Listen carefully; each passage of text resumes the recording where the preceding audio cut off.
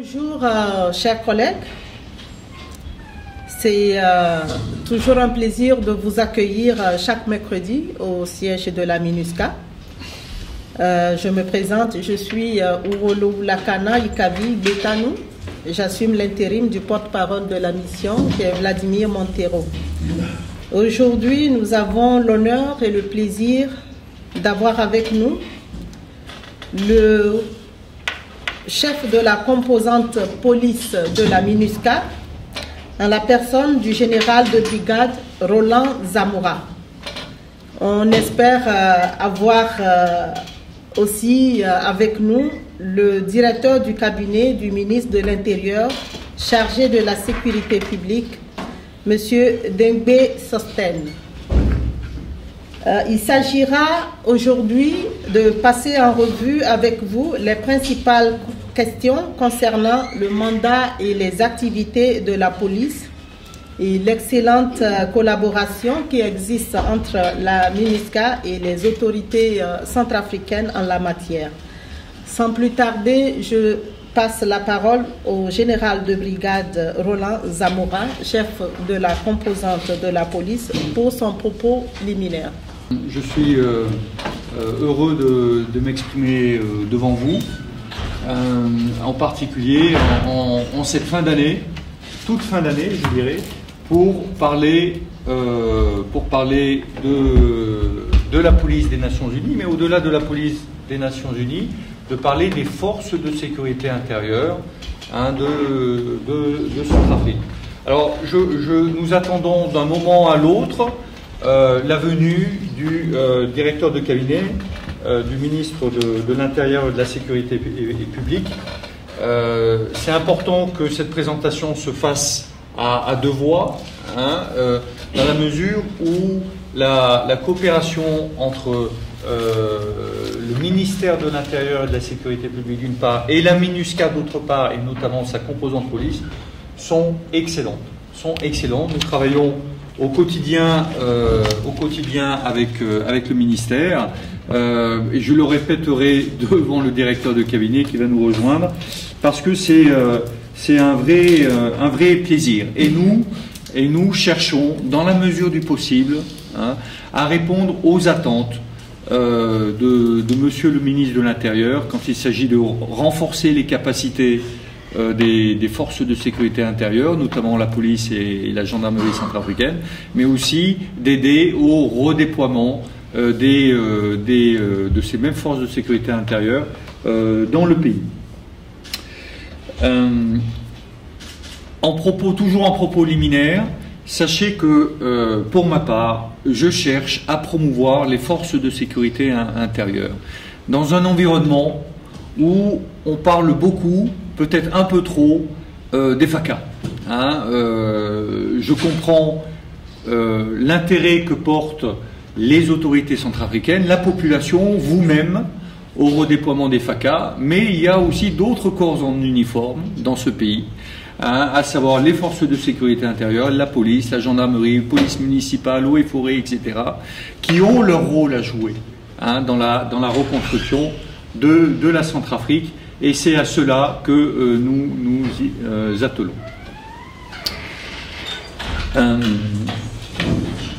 Donc, monsieur le directeur de cabinet nous rejoint, c'est le direct. Monsieur le directeur, soyez la bienvenue.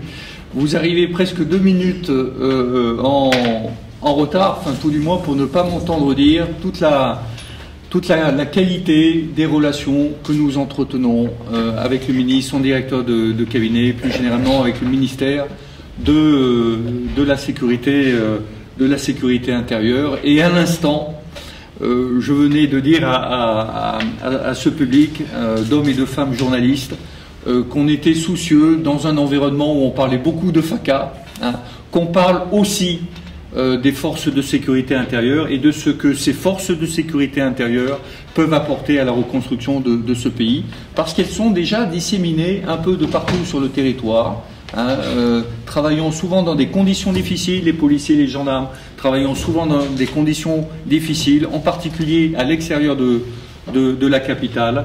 Et ces hommes et ces femmes exercent leur mission courageusement, je tiens à le dire, courageusement, et partout où on est déployé, on essaie de les soutenir.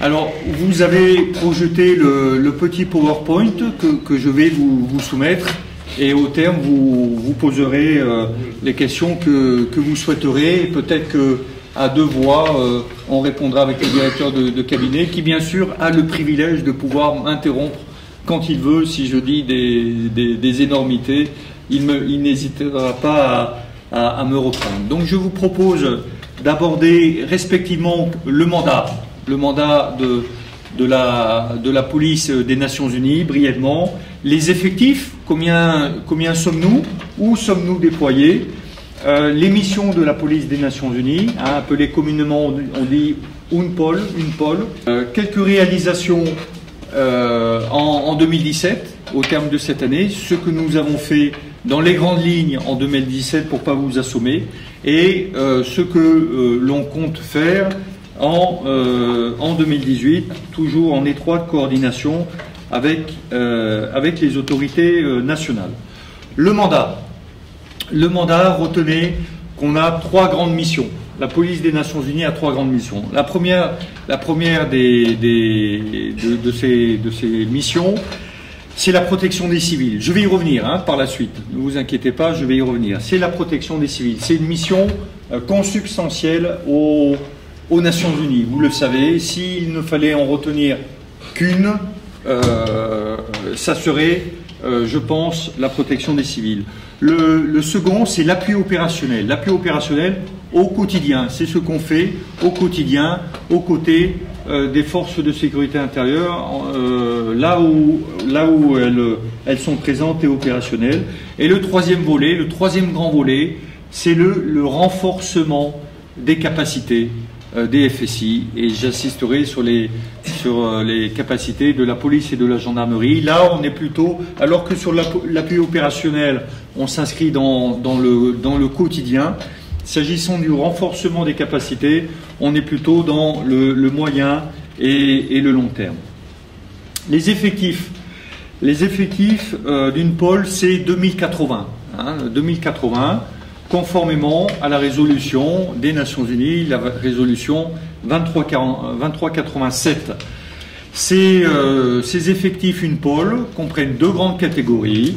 Des officiers de police individuels, IPO.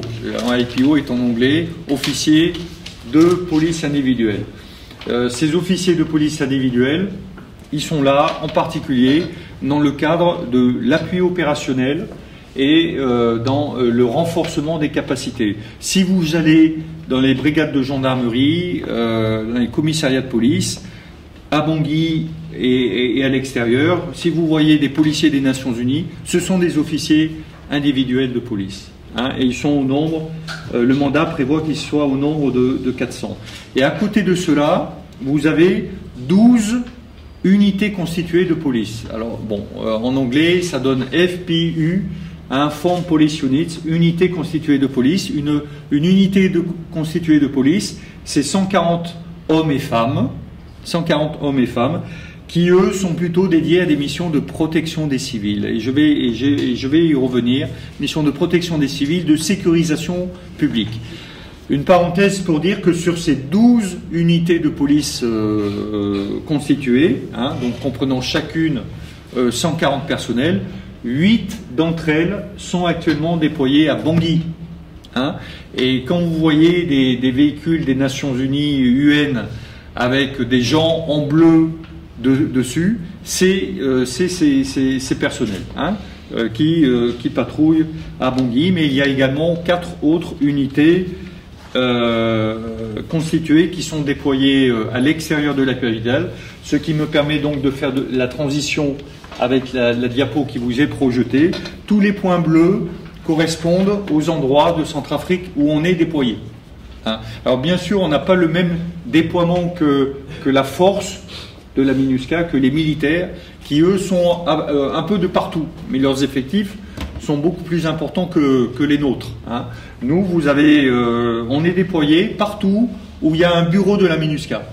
On parle en anglais de field office. Partout où il y a un bureau, un field office de la MINUSCA, vous avez un nombre variable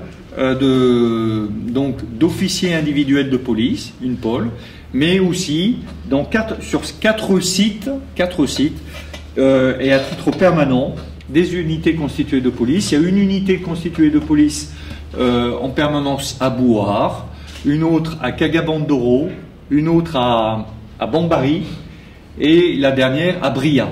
Hein, donc là, sur ces 4 sites, il y a une présence renforcée d'une pôle, donc avec systématiquement 140 hommes et femmes.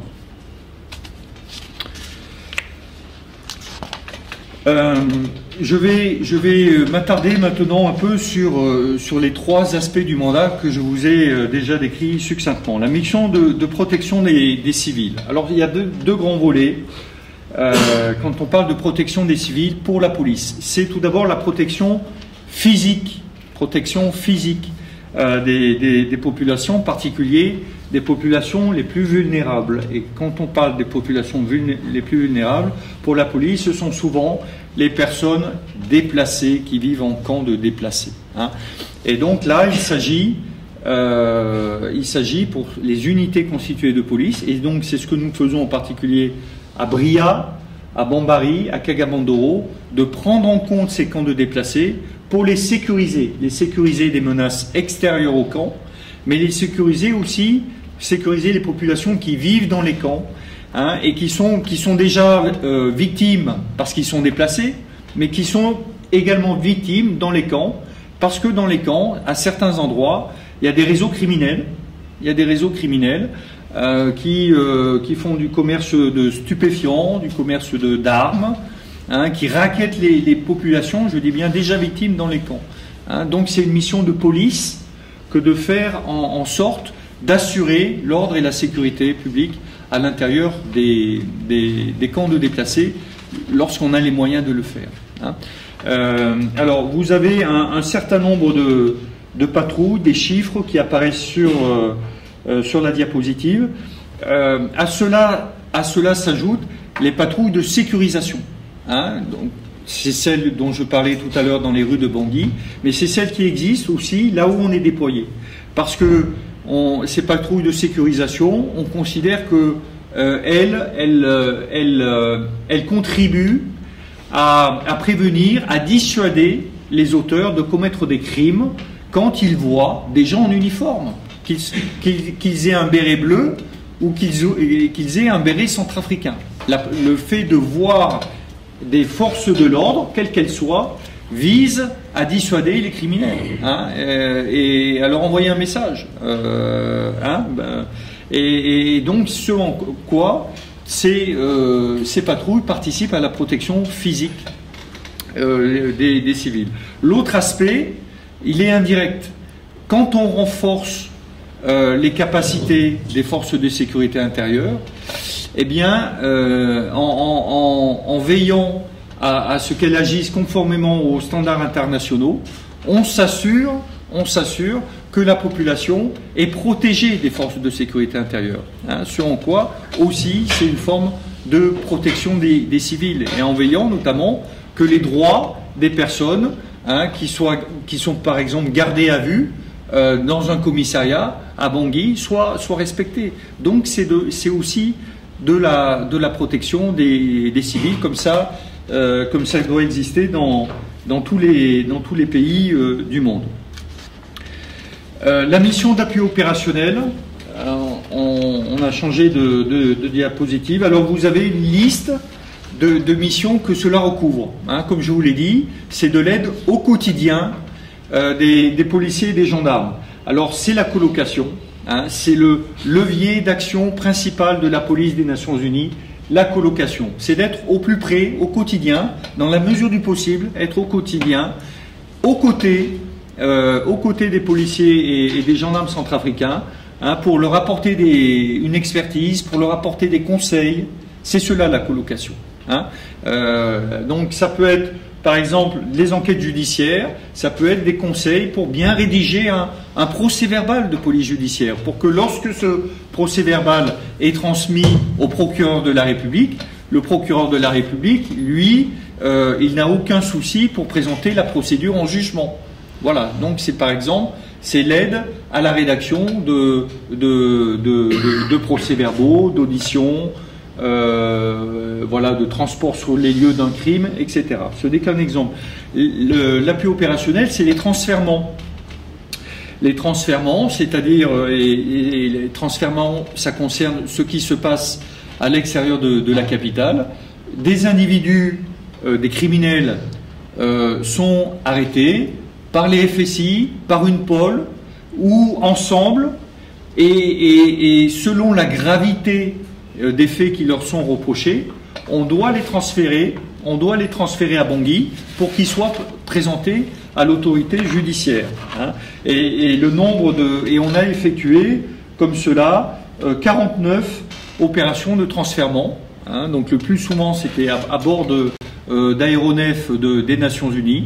Hein, des criminels. Hein, j'ai en tête notamment à Kagabandoro, parce que il n'y a pas encore de policiers et de gendarmes. Donc on ramène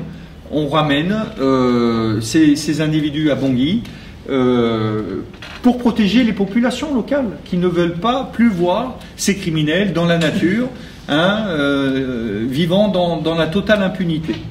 Un autre exemple, c'est le maintien de l'ordre, c'est l'assistance pour des opérations de maintien de l'ordre, de service d'ordre aussi, de service d'ordre. C'est ce qui s'est passé, le dernier exemple, c'est le 1er décembre pour la fête nationale. C'est aussi le cas actuellement pour les fêtes de fin d'année dans les rues de Bangui, dans le cadre de la Joint Task Force, hein, avec les militaires de la MINUSCA. C'est la police de l'aéroport. Police de l'aéroport. On est en colocation à l'aéroport. Hein, où il y a des UNPOL en permanence là-bas, hein, et qui sont en train de rédiger des procédures, des fiches de poste pour les policiers, les gendarmes, les douaniers qui travaillent à l'aéroport. Et au demeurant, on doit ces jours-ci, je crois le 29 décembre, hein, remettre à l'ANAC, hein, des dossiers aidant donc ces agents de l'État en uniforme à l'aéroport d'assumer correctement leurs fonctions, leur apporter une expertise, parce que l'aéroport est un endroit stratégique pour l'État centrafricain, hein, avec beaucoup de départs, beaucoup d'arrivées, et il est important que le pays soit maître de ce qui arrive et ce qui sort du pays. Donc c'est un exemple de renforcement des capacités. Un autre exemple, c'est la circulation routière. Hein. Nous avons une colocation à la brigade motorisée. Il y a une prolifération des taxis-motos en ville de Bangui, et il est important, avec beaucoup d'accidents, hein, en particulier matériels, et il est important d'aider, hein, en aidant notamment à faire des croquis, parce que normalement un accident de la circulation, il doit être constaté, on doit faire un croquis, hein, pour que la procédure tienne la route, notamment devant les assurances, pour se faire rembourser. Le renforcement des capacités. Le renforcement des capacités, comme je vous l'ai dit, là on est plutôt sur le long terme. On a pris de l'avance.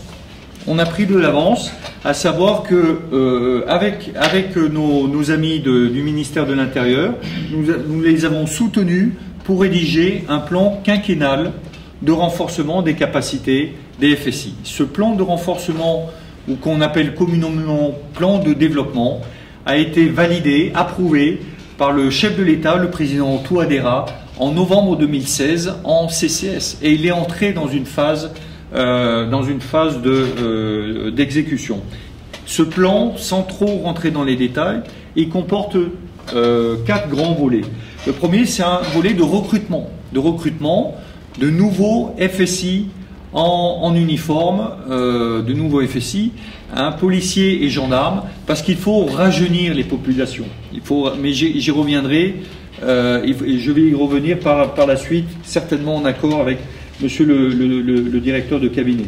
Le deuxième grand volet, c'est la formation, hein, de ce plan de développement. La formation initiale pour des policiers et des gendarmes que nous recrutons, mais la formation également continue pour les agents qui sont en uniforme et qui sont toujours en service, mais aussi la formation spécialiste pour spécialiste. Je pense à l'exemple de la police technique et scientifique, dans un environnement où il y a beaucoup de rumeurs, où on est tous victimes, vous aussi journalistes, de rumeurs tous les jours, de faits dont on sait après que c'est pas vérifié. Il faut dépasser le stade de la rumeur et former des policiers et des gendarmes qui développent une capacité de police technique et scientifique, pour que des faits techniques se substituent à la rumeur et pour que des gens aient à rendre des comptes de ce qu'ils font, mais sur la base d'éléments matériels et non pas d'une rumeur qui souvent fait suite à une volonté de vengeance, de rendre des comptes, etc. Le troisième volet, c'est infrastructure, équipement. Infrastructure, équipement. Avec ces mois de crise, les mauvais esprits s'en sont beaucoup pris aux bâtiments de l'État en général, mais aussi en particulier les bâtiments de la police et de la gendarmerie, et pour ne parler que d'eux, parce qu'il y a d'autres corps dans les FSI. Mais il est important de réhabiliter. On ne peut pas raisonnablement installer les policiers et les gendarmes dans des bâtiments qui ont beaucoup souffert. Et c'est le rôle d'une pôle, c'est le rôle aussi du PNUD d'investir, et c'est ce que nous faisons depuis 2014, progressivement, à Bangui, mais aussi beaucoup en province. Nous réhabilitons les bâtiments de la police et de la gendarmerie. Équipement, et bien sûr équipement. Les équipements, c'est quoi? C'est permettre aux policiers et aux gendarmes de faire leur mission, c'est-à-dire c'est des véhicules, c'est des moyens radio, c'est de l'armement, parce qu'un policier et gendarme, ce n'est pas qu'un homme, c'est des équipements, des matériels pour faire valoir son autorité, et puisqu'il représente l'État. L'actualisation du cadre juridique, c'est pareil, c'est des textes dans le domaine du commandement, dans le domaine des ressources humaines, dans le domaine des opérations qui ont besoin d'être actualisées, parce que pendant des années, ils ne l'ont pas été. Donc il s'agit de les rafraîchir sous l'autorité des directeurs généraux, du ministre de l'Intérieur. C'est rafraîchir ces textes, selon la volonté centrafricaine, pour qu'ils soient à l'ordre du jour et pour qu'ils soient actualisés, tout simplement parce que le monde évolue et on doit retrouver ces évolutions dans ce qu'on appelle les lois et les règlements. Les perspectives, peut-être, monsieur le directeur, vous voulez préciser, apporter des éléments sur l'intégration des jeunes que vous voulez voir finaliser prochainement, très prochainement, c'est votre volonté? Je crois que sur ce point, avant de parler de cette représentativité et intégrité, j'aimerais d'abord revenir sur les contextes qui ont permis l'organisation de ce concours de recrutement. Vous savez que la RCA sort d'une situation de crise très profonde où les tissus sociaux ont été dissimés. Et ce recrutement avait pour objet d'abord de ramener une cohésion sociale en ce qui concerne la République centrafricaine. Cohésion sociale par rapport à quoi? Cohésion sociale parce que pour ce recrutement sur les 500, 250 policiers, 250 gendarmes, il faut que nous ayons au moins des fils qui peuvent venir de Obo, de Zemio, de Bayanga, de Ngaoundai, que ce soit du côté de Mobay et consorts. Le général a parlé de ça tout à l'heure, d'une manière succincte, mais je reviendrai sur l'importance de l'organisation d'un concours national. C'est là où on parle de national, puisque toute la République centrafricaine est représentée. Vous allez voir, l'avantage de ce recrutement est la suivante. D'ici demain, ces jeunes, après leur formation, quand vous allez les envoyer dans leurs régions respectives, je prends quelqu'un qui vient de Birao, je vous tiens informé, mon général, hier, il y avait 4 candidats qui voulaient embarquer dans l'avion, mais comme ils n'avaient pas leur nom sur le manifeste, ils ne pouvaient pas venir, parce qu'on a déjà lancé le regroupement à partir du 29 en allant. Donc on est vraiment en avance par rapport. Ça, c'est un prélude de l'organisation de visite médicale qui aura lieu avant les premières quinzaines du mois de janvier. Vous voyez, une fille admise à Birao qui va arborer ou porter la tenue de gendarme, pour la population de Birao, c'est déjà quelque chose. Ne fût-ce que leur enfant représenté dans les forces de sécurité intérieure, c'est déjà quelque chose. Ce n'est pas un secret pour nous tous ici présents. On a su à un certain moment donné que pour être gendarme, il faut être fils d'un officier de gendarmerie. Pour être FACA, il faut être fils d'un officier des forces armées centrafricaines. C'est des principes qu'on a toujours décriés. Et c'est par rapport à ça qu'avec les partenaires, on a laissé ouvert la porte à tout le monde avec l'expertise de nos frères qui font partie de l'UNPOL, qui nous ont aidés, et pour avoir les techniques de recrutement, que ça soit national. Ça, c'est sur ce point que je parlerai de l'intégrité. L'intégrité a été représentée, vous avez vu, après le résultat, l'arrêté, il n'y avait personne qui a levé le bout de doigt. Une seule personne, c'était le député de Bria, qui parlait d'un candidat, pourquoi Bria n'avait pas composé et qu'il y avait une personne de Bria qui était admise. Je crois que j'ai reçu dans mon cabinet l'adjoint de Kelouka pour l'éclaircissement. C'est le numéro 6663 qui était pendant cette période de composition à Bangui. Mais comme il avait son numéro d'inscription, on a préparé 2 salles de classe au lycée Caron pour accueillir ceux qui sont venus de Bangassou et ceux qui sont venus de Bria. On ne peut pas les priver pour qu'ils puissent passer ce concours. Et c'était le cas où ce jeune a eu la chance de passer le concours ici à Bangui et au nom et de son numéro de Bria. Et il est admis. Et on ne pouvait pas le déclarer admis pour Bangui, mais il fait partie des admis pour Bria. Cela n'empêche pas que Bria et Bangassou soient repris dans la seconde phase de recrutement. Et c'était la même chose pour Bangassou et Kosso. C'est pour vous dire que on a essayé de dépasser les vieilles habitudes et à partir de cette vieille habitude, nous avons tiré une très bonne conclusion et cette conclusion-là nous permettra pour l'organisation ou des recrutements, que ce soit du domaine des forces armées centrafricaines, que ce soit du domaine des forces de sécurité intérieure. Voilà, pour ne pas vraiment prendre beaucoup de temps, on aura le temps quand les questions vont venir pour que je puisse amener des amples explications en ce qui concerne le domaine de représentativité où les femmes sont représentées. Mais je vous tiens informé que le temps qu'on a pu mettre, je l'ai dit toujours en présence de mes frères de l'UNPOL, j'étais sidéré hier quand j'ai eu devant moi un candidat qui est admis depuis Berberati, mais malheureusement qui est tombé enceinte. Ça, c'est des casses. Qui est tombé enceinte. Le temps qu'on a pu mettre, et elle est tombée enceinte. Vous voyez, c'est des situations où on suit nos candidats de près, les admis, pour que cette situation-là puisse être un exemple pour la RCA, un exemple pour le futur, puisque nos forces de sécurité intérieure vraiment sont mieux, comme l'a dit tout à l'heure. Il y a des gens qui sont partis à la retraite. Pour la police, ça fait 287. J'ai sur la table une cinquantaine qui doit partir. Pour la gendarmerie, on va atteindre même les 300. Donc on est obligé de recruter des jeunes. Et quand on parle maintenant d'une formation, vous savez que le monde est devenu un village planétaire. Quand il a parlé de cybercriminalité, il y a des choses maintenant qui se passent sur l'Internet et qu'on aura le temps de décortiquer dans ce débat. Je vous remercie.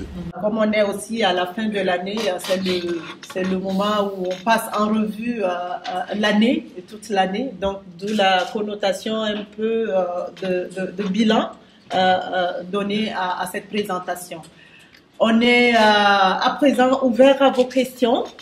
Je vous prierai de vous focaliser sur la police, encore une fois, parce que c'est une opportunité qu'on vous donne de mieux comprendre et de mieux expliquer à vos lecteurs ce que c'est que la police, cette richesse que vous avez découverte. Et c'est important de creuser, de savoir un peu comment est-ce que ça fonctionne, et donner cette explication à ceux qui nous écoutent actuellement.